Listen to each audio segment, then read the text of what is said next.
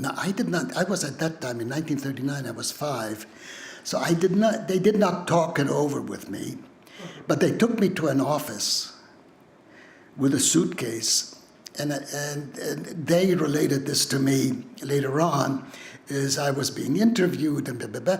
And then I was asked if I loved chocolate because they were going, there's this nice family in Switzerland that's going to take care of me and give me chocolate and stuff.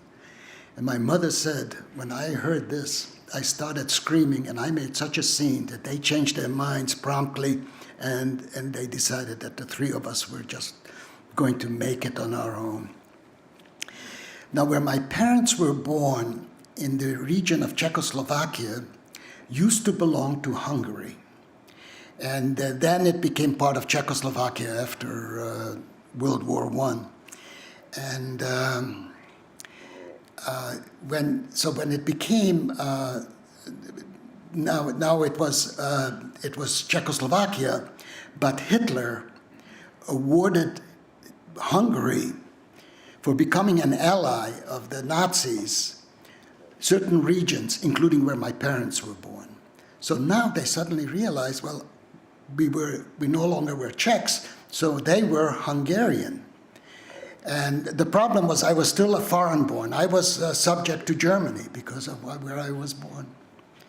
So we went to Budapest. That was our next stop. We ended up in Budapest, and my parents got some part-time jobs, and I was already 6, going on 7, and I couldn't go to school because I could not speak Hungarian. And my mother did speak, my dad did not, my mother spoke. So my parents were concerned that I should play with children my own age and I should learn the language. So they heard of a Jewish organization who had a summer camp in on a lake Balaton, and they arranged for me to go for the summer camp to the lake. And I was not the only foreign-born kid there. There were some others, and I was there for a number of weeks. And it was a lot of fun. We were fishing. We were there. We were horseback riding. We were doing all kinds of fun things. And then one day, some gendarmes, that was, the Hungarians called them gendarmes, the policemen, a nasty bunch of guys with, all of them had bayoneted rifles. They showed up at the camp, and all of a sudden they separated the Hungarian-born children from the foreign-born children. And those of us who were foreign-born, we were put on a train and told that we were being transferred to another summer camp. And the train was guarded by these gendarmes, and it got to Budapest for refueling. And I remember clearly like yesterday. I remember standing by the window of the train car, looking. There were a lot of adults out there milling around, a lot of parents. And finally, I was looking for my parents, and I saw them. And I yelled to them, and they ran over to me, and I pleaded with them to take me off the train. And my mother ran over to the end of the car where we were, and there was one of those gendarmes. And I remember watching her. She was talking to this gendarme, ostensibly to let me go. And the guy just used his bayoneted rifle and waved her away. And she ran back, and just then the train started moving. And this I remember distinctly, my dad running alongside the train with me, not my mother. My mother already stayed. She couldn't run anymore. She stayed on one side, and my dad was running alongside, and his shoulder was brushing against the train, and he reached in his pocket, and he grabbed some coins, and I remember he held it up to me, and he says, take it, buy anything. And I remember taking whatever coins they were, and then the train moved, and I was taken to a place called Goraň in southern Slovakia, which was an internment camp, guarded. We were fenced in. And I was there for a number of months. And almost every day, I would stand by the fence looking for my mother. And after about 4 months, a car came up. And lo and behold, I saw my mother emerge from the car, holding some papers. And a guard rushed up to her. And this was about 200 yards away from where I was standing. And the guard rushed up to her. And next thing I saw, he took his rifle and rifle-butted her to the ground. She was wearing a white dress. And I don't know if I yelled. I probably did. She just collapsed on the ground. And a man who came with her on the car came out and showed some badge to the guard, and there was some exchange, and lo and behold, I was taken out of the internment camp, and I was returned home. This was 1941. 1941 was a year where in Ukraine, in places called Kamenets-Podolsky, Babi Yar, and the other one was Odessa, over 100,000 Jews were murdered, including 16,000 who were taken from Hungary. A lot of them were murdered in ravines. They were machine gunned to death. And my mother, years later, told me that I was probably the only kid who survived, that the others didn't. I don't know if that was true, but that's what she said. So how did she free me? Well, she went to the landlady and borrowed a cross. And she put on the cross, and she went to a priest who she heard was being very kind to Jewish people. She went to the priest and said she was not Jewish. And she had the cross. And she says, and notwithstanding that I made a mistake of marrying a Jew, my son was taken away.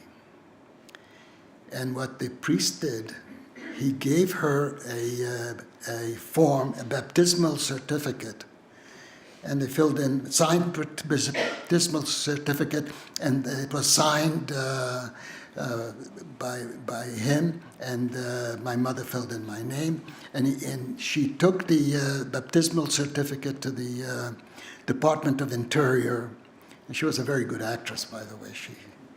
She was outraged, how can you punish me because I married a Jew, and now you took away my only son.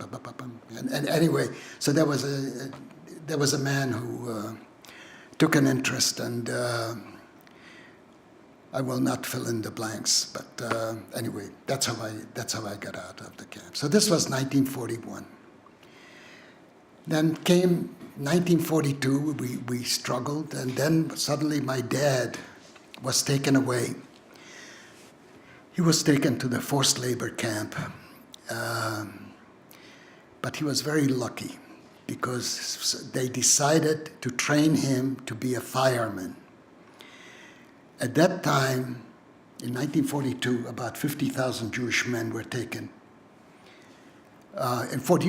Actually late 41 and then 42, and they were, and the 50,000 Jewish men, the Hungarians had them serve the Hungarian soldiers who were fighting then on the Eastern Front against the Russians. And those 50,000 perished. They perished in Russia. But my dad was taken, he was trained to be a fireman, to put out the fires from bombings that were going to hit or have been hitting already in Budapest.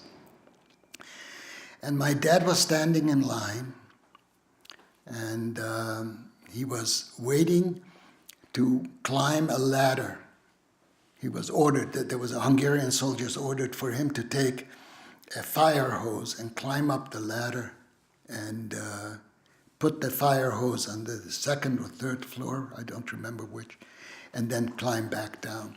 So he said to the soldier, "May I put on my jacket? It's in the truck that brought me here." And the guy says, "Okay." And he ordered the next man behind her to climb up the ladder. The ladder broke and the man fell to his death. And my dad, in the meantime, he witnessed it. He said, from a little ways close to the truck, he went into the truck and he hid in the back of the truck. And he was waiting for it to get dark so he would somehow sneak away from it. And the dead man was put into the truck also. And the truck was, when it was moving, at one point, my dad snuck off the truck and managed to get back to us. So this was in 1942. But there were many other events that were going on in 42 and 43. There were, he was in several times. He ended up in another forced labor camp for a while. But in those days, they didn't have to go to the Eastern Front anymore. So it was back and forth. But 43 was a starving year because we had no money. And that was one of the big concerns every day. That was my concern. Would I eat today? And then there was a neighbor, a kindly neighbor, who arranged for 7 families who were better off than we were, the Hungarian Jewish families, to feed me. One fed me every day. I went to I was fed by these families, and I would bring some food home for my mother. So that was 1943. And then came 1944 in March, and the Nazis invaded Budapest. They occupied Budapest. And there was a bombing of 700 it was a carpet bombing. Yeah, there were about 10, 15 planes across and so many rows behind. And wherever they flew over, the neighborhoods would just disappear from the bombs that they dropped. And when that happened, the Hungarians claimed that the reason this bombing happened is that Jews communicated with the pilots to locate where to drop the bombs where Hungarian Gentiles lived. And as a result of this accusation, thousands of families, of Jewish families, were driven out of their apartments in Budapest. And we ended up living in an apartment with something like 17 or 18 families. So there we were, and at that time came the Yellow Star. We were ordered to wear a yellow star. This is the size, this was the actual size of the yellow stars we had to wear on the left side. And the rule was, it was sewn there. The rule was not to cover, even temporarily, not to cover the star. So there was a problem. I had a problem. I was born left-handed. And in the school, in those days, they didn't want anybody to be left-handed. In the school, they tried me to be right-handed. So I'm ambivalent. I'm now, I do some things left-handed, some things right-handed. And my mother was concerned for me that when I went outside during those 3 hours, that I would temporarily, I might cover I would scratch my nose or whatever, I would cover the Star of David. And in fact, down the street from us, there was a woman who walked past the store window and fixed her hair and got arrested because she covered the Star of David. It was awful. It was awful. Other countries, by the way, I have, they also had, every country had. This is France, this is Romania, and this is Bulgaria. Every country had, Jews had to wear stars. So my mother heard there was a man, this is 1944, that there was a man who came to Budapest. His name was Raoul Wallenberg. Raoul Wallenberg was a 32-year-old Swedish diplomat, and he bought up houses. He bought up houses in Budapest and formed the international ghetto where Jews could live. And my mother went to him and got what they called a Schutzpasse, a passport. And we moved to this house. Actually, this house was right along the Danube River. And the apartment that we got was one side faced the Danube and the other side faced the side street. And that eventually it became quite significant for me. So we were living there, but at the same time that we were living there, the Russians were approaching Budapest. So there were sounds of the cannons being fired. And my parents thought that maybe we should sneak out and reach the Russian front lines, because they were worried that the Nazis are going to invade our house. And by that time there was also a ghetto that was established in Budapest. So on a Sunday, we went out, we snuck out of the house, and there were a whole bunch of other people were also doing the same thing, and we were all moving in Budapest toward the sound of the cannons. And we were part of the way, and all of a sudden 3 of those gendarmes showed up, and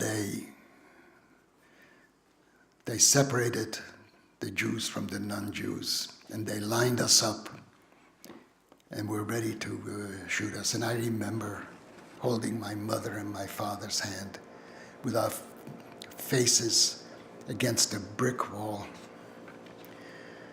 And I think that was one of the closest moments I had. I felt that I was going to die within seconds. And 2 men showed up, 2 Arrow Cross. The Arrow Cross, that was the Nyilas, the Hungarian Nazis. And 2 of them showed up, and they were the superiors. So they screamed at the 3 gendarmes, "What are you doing? And you can't do that."